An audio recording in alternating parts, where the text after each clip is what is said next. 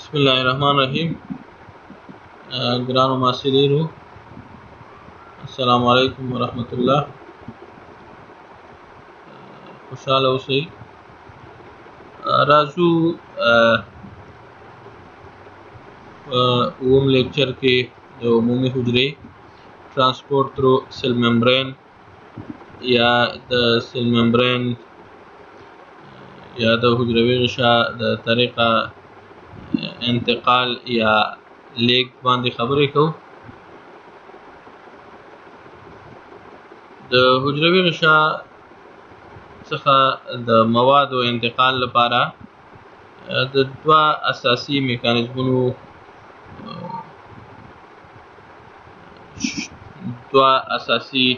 میکانیزمونه شتون لري چې یو پاسیو ترانسپورت میکانیزم دی او بل چې کوم دی هغه اکټیو ترانسپورت میکانیزم دی. راځو اول پاسیو ترانسپورت میکانیزم ته. پاسیو ترانسپورت میکانیزم د غلظت د ذراتو یا چارجداره ذراتو په اوږدو کې د موادو انتقال د منفعل انتقال څخه عبارت دی. دغه نوع انتقال همدارنګه د ډیفیوژن په نوم باندې هم یادېږي. دغه ډول انتقال انرژي ته اړتیا نه لري. دغه ډول انتقال د اوبو د جریان په لوري لامبو وهلو په شان وي. یعنې یو څوک چې په اوبو کې د پورته نه ښکته خواته حرکت کوي همدغسې دغه یو منفعل انتقال دی، انرژي پکې نه مصرفېږي. په پاسیو ترانسپورت کې مواد د لوړ غلظت لرونکي ناحیې څخه د ټیټ غلظت لرونکي ناحیې په لوري حرکت کوي. په عمومي ډول سره بیا پاسیو ترانسپورت چې کوم دی دا بیا په نورو ډولونو باندې ویشل شوی دی چې یو سمپل ډیفیوژن تھرو لیپټ لیر دی، دویم سمپل ډیفیوژن تھرو پروټین لیر دی او دریم فیسیلیټیټډ اور کیریئر میډیټډ ډیفیوژن دی. او کله کله ځینې کتابونه دغه A او B یا اولنۍ او دویم دغه برخې چې کوم دي د سمپل ډیفیوژن لاندې مطالعه کوي او بلې چې کوم دی فیسیلیټیټډ په ډول. او که چېرته موږ او تاسو سمپل A او B برخې یو ځای ووایو هم ښه خبره ده او که بېلې بېلې ووایو هم ښه خبره ده. یعنې پاسیو ترانسپورت میکانیزم په عمومي ډول سره ځینې کتابونه په دریو برخو ویشي او ځینې کتابونه یې بیا په دوه برخو باندې ویشي. سمپل ډیفیوژن د حجروي غشا د دواړو هر یو شحمي طبقې او ګروپ طبقې له طریقه واقع کیږي او فیسیلیټیټډ ډیفیوژن د حجروي غشا د ناقلو پروتینونو په مرسته واقع کیږي. په دې توګه ډیفیوژن تر درې عنوانونو لاندې ما مخکې ویل چې مطالعه کیږي.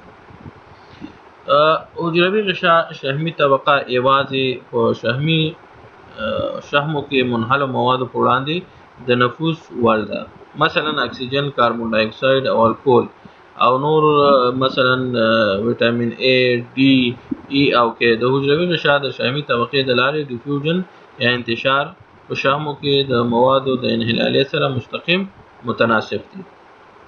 د حجروي غشا پروتیني طبقه یوازې په اوبو کې منحل موادو په وړاندې د نفوذ وړ ده، مثلا الکترولایټونه، ګلوکوز، همدارنګه کوچني مالیکولونه او کوچني آیونونه د غټو په نسبت په اسانۍ سره ډیفیوژن کوي. د غټ چارج لرونکو موادو په نسبت کوچني چارج لرونکي مواد په اسانۍ سره ډیفیوژن کوي. مثلا کلسیم ډیفیوژن سوډیم په نسبت آهسته دی یا سلو دی. د ډیفیوژن ترڅنګ پاسیو ترانسپورت ځینې ځانګړي ډولونه هم لري چې مثلا د هغې له جملې څخه ځینو نه باید یادونه وکړو چې بلک فلو ده چې انشاءالله وروسته به تشریح شي.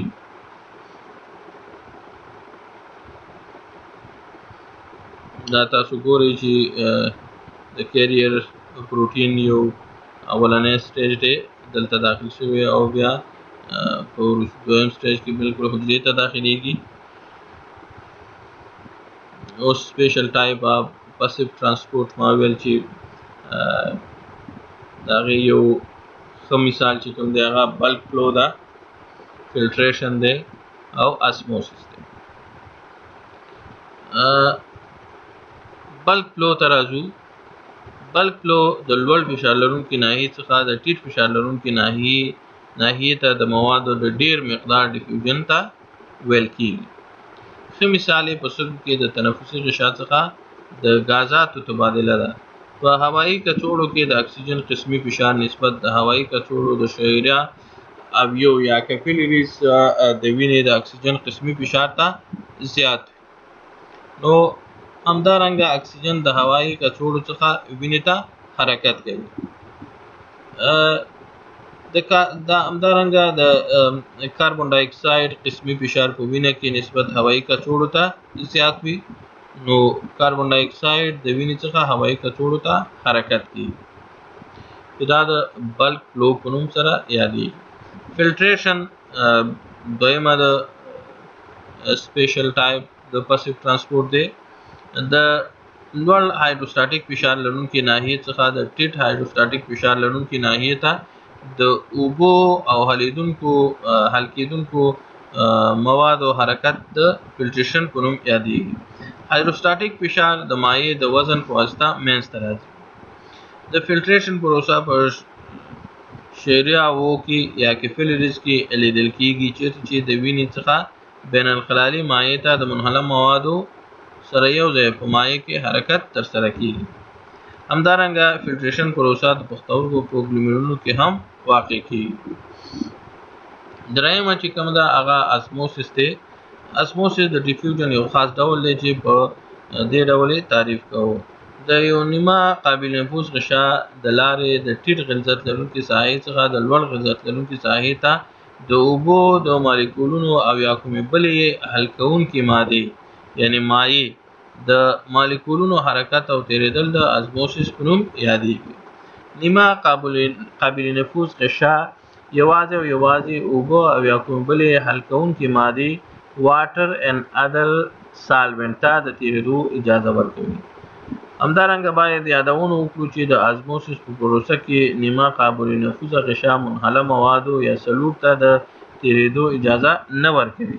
د سیل ممبرین د یوې خوا څخه بلې خوا ته د اسموسس عملیه بیا په عمومي ډول سره په دوه ډوله باندې ده. یو انډوزموسس ده او بل اکزوزموسس.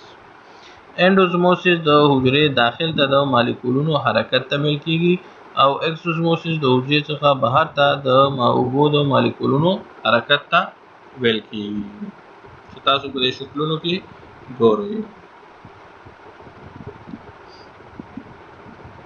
تاسو ګورئ دلته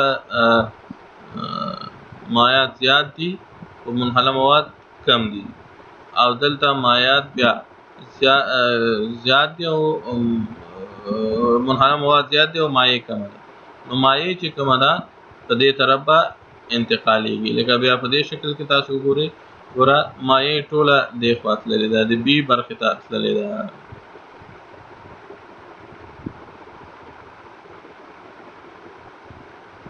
راځو اوس اسموټیک پریشر. اسموټیک پریشر یا اسموټیک فشار. اسموټیک فشار هغه فشار دی کوم چې د اسموسس پر مهال په یو مایع کې د منحله مادې په واسطه پیدا کیږي. کله چې اوبه یا بل حل کوونکي مواد د ټیټ غلظت څخه لوړ غلظت لرونکي ساحې ته تیریږي، په دې وخت کې په لوړ غلظت لرونکي ساحه کې منحله ماده په حل کوونکي کې حلیږي. دا یو فشار منځته راوړي او همدغه فشار د اسموټیک فشار په حیث باندې پیژندل کېږي. په نورمال ډول اسموسس په موده کې د اسموټیک فشار د اضافي مایعاتو د حرکت مانع ګرځي. کلویډل اسموټیک پریشر. کلویډل اسموټیک پریشر هغه اسموټیک فشار دی چې په بدن کې د کلویدي موادو په واسطه منځته راځي. انکارټیک پریشر هغه اسموټیک فشار دی چې د پلازما د کلویدي موادو یعنی پروتینونو په واسطه څرګندېږي او تقریبا 15 الی 28 ملي متر د ستوني سیماب دی. انکارټیک پریشر انکین ناخیستل. انکارټیک د انکین ناخیستل شو. انکین معنا پروتین نو هغه فشار چې په مایع کې د پروتونونو په واسطه باندې منځته راځي.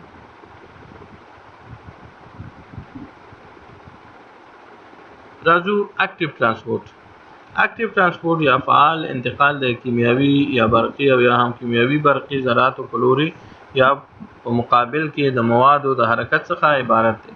فعال انتقال په سین کې د اوبو د جریان په خلاف لوري یا مقابل لوري لامبو وهلو سره مشابهت لري. یعنی په څوک په اوبو کې لامبي په سین کې نو د پورته خوا چې څوک د کوم چې اوبه حرکت کوي د دې په مقابل لوري چې مثلا وخت روان دي او شخص پورته لامبو وهي نو دلته به بیا ډېره انرژي مصرف کیږي. یعنی دا یو فعال انتقال دی په دې کې انرژي مصرف کیږي. راځو د اکټیو ترانسپورت او فیسیلیټیټډ ترمنځ توپیرونه وایو. اکټیو ترانسپورت ویز فیسیلیټیټډ ډیفیوژن. د اکټیو ترانسپورت ناقل پروتونونه انرژي ته ضرورت لري په داسې حال کې چې فیسیلیټیټډ ډیفیوژن ناقل پروتونونه انرژي ته ضرورت نه لري. دویم په اکټیو ترانسپورت کې د موادو غلظت د کیمیاوي یا برقي کیمیاوي ذراتو په لوري انتقالیږي په داسې حال کې چې په فیسیلیټیټډ ډیفیوژن کې د موادو د غلظت یا کیمیاوي برقي ذراتو په اوږدو کې انتقالیږي. یونیپورټ اینډ سیمپورټ. یونیپورټ اینډ سیمپورټ په فعال انتقال کې هر ناقل پروتین کولی شي یو یا د یو څخه زیات مواد د سیل ممبرین د یوې خوا څخه بلې خوا ته انتقال کړي. هغه ناقل پروتین چې یوازې یوه ماده انتقالوي د یونیپورټ په نوم یادیږي. همدارنګه یونیپورټ پمپ هم ورته وایي او هغه پروتین چې د یو څخه زیات مواد انتقالوي د سیمپورټ یا انټي پمپ په نوم یادیږي. هغه مواد چې د فعال انتقال په واسطه انتقالیږي په ایونیک او نان ایونیک شکلونو وي. هغه مواد چې په ایونیک حالت وي مثلا لکه سودیم، پوتاشیم، کلسیم، هایدروجن، ایوداید، کلورین. هغه مواد چې په غیر ایوني حالت کې وي لکه مثلا ګلوکوز، امینو اسیدونه، یوریا وغیره. ټایپ اف اکټیو ترانسپورت ته راځو. ټایپ اف اکټیو ترانسپورت چې کوم دی دا په دوه ډولونو باندې ویشل کیږي. یو پرایمري اکټیو ترانسپورت دی او بل چې کوم دی هغه سیکنډري اکټیو ترانسپورت دی. پرایمري اکټیو ترانسپورت او سیکنډري اکټیو ترانسپورت.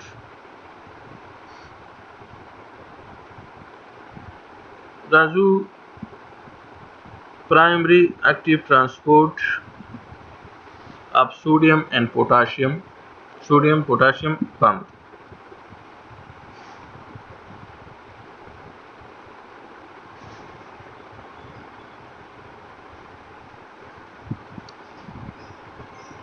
د انتقال میکانیزم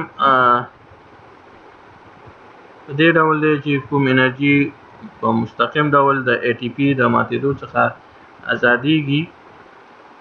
د انتقال په دې طریقه کې ټول هغه مواد کوم چې په ایونیک حالت قرار لري لکه سودیم، پوتاشیم، کلسیم، هایدروجن، ایوداید او کلوراید د حجروي غشا د یوې خوا څخه بلې خوا ته تیریږي.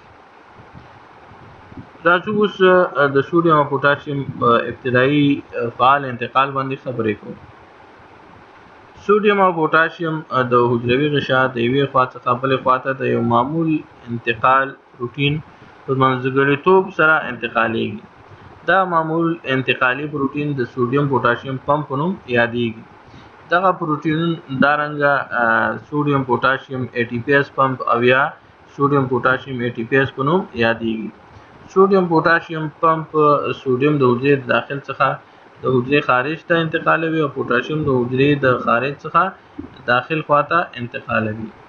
سودیم پوتاشیم پمپ د بدن په ټولو حجراتو کې شتون لري. دغه تاسو یو شکل دلته ګورئ. سټیج 1 انټراسیلولر فلوید سودیم داخل شو او ایکسترا سیلولر نه ورته داخليږي. همدارنګه دلته بیا پوتاشیم خارجيږي، سودیم پوتاشیم خارجيږي او دلته بیا ایکسترا سیلولر فلوید برخه ته چې دغه موږ او تاسو سیل ممبرین برخه فرض کو دغه نو سوډیم خارج شو او پوتاشیم حجرې ته داخل ته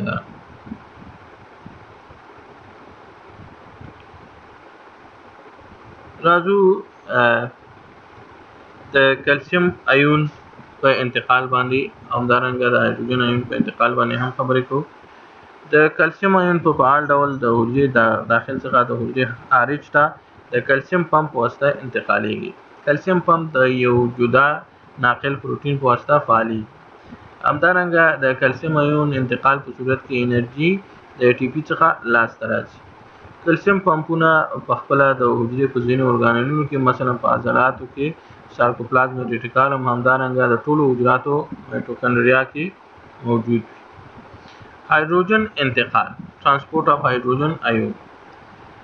هایدروجن ایون په فعال ډول د یو ناقل پروتین په واسطه انتقالیږي، البته د حجروي غشا د یو خوا څخه بلې خوا ته، چې دغه ناقل پروتین د هایدروجن پمپ په نوم یادېږي. د هایدروجن ایون د انتقال په صورت کې هم انرژي د ATP څخه په لاس راځي، البته د ATPase د فعالیت په واسطه.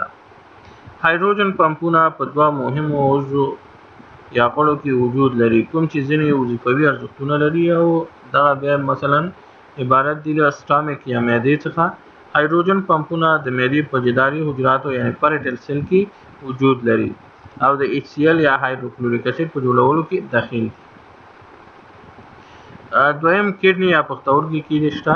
د پښتورګو په ډیسټل کانولیټډ ټیوبول او کلیکټینګ ډکټ په اپیډیلیل سیل کې هایدروجني پمپونه وجود لري او د وینې څخه تشو میتیازو ته د هایدروجن ایون په افرازولو کې داخل دي. نو په مجموع کې د ترانسپورت اف کلسیم ایون او هایدروجن ایون په انتقال باندې خبرې وکړې. هایدروجن ایون د هایدروجن پمپ کډنی او په معده کې شتون لري او د دې باندې خبرې وکړې چې د کومو اهدافو لپاره دغه موجود دي. نو ګرانو محصلینو سیکنډري اکټیو ترانسپورت باندې به ان شاء الله په بل لیکچر کې خبرې وکړو. خوشاله شئ، بیا ولرئ، په موخه مو ښه شي.